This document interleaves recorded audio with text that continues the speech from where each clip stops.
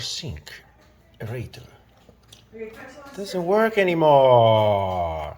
So I came down here and I saw there is a box. So the water went in, there is probably a fuse that burned. So I'm gonna open the box and see what happened.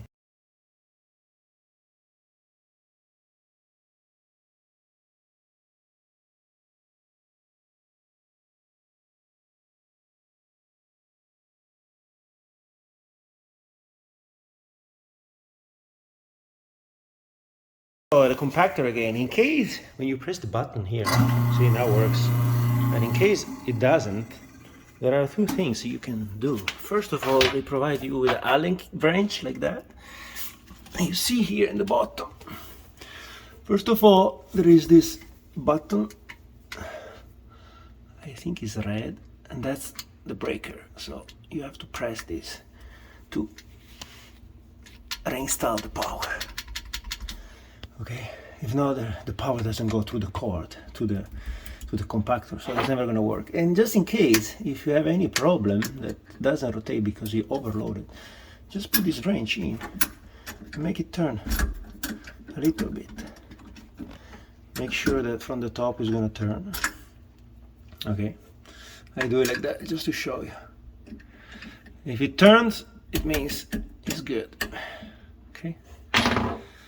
And then press this on, and the compactor magically is gonna go work again, because you know, in the box there is the switch that is actuated pneumatically by the top button, but usually it's because they put that breaker inside so it doesn't get damaged, it trips immediately. So if you press that button, everything is gonna be fine again. Goodbye.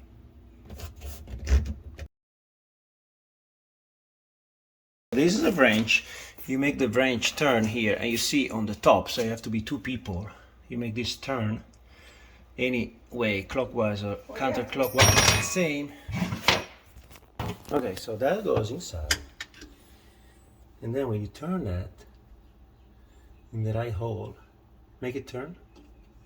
Turn, turn, turn. You see? You will see, I don't know if you see in the video, okay, yeah, you see that it's turning. So if it gets clogged, you make it turn like that. You put a little bit of water, and then everything's gonna work again. Just remember to remove the wrench. Remove the wrench, please. Remove it, put it down. Thank you. To remove the wrench before doing this. If not, the wrench is gonna fly to the moon. Thank you.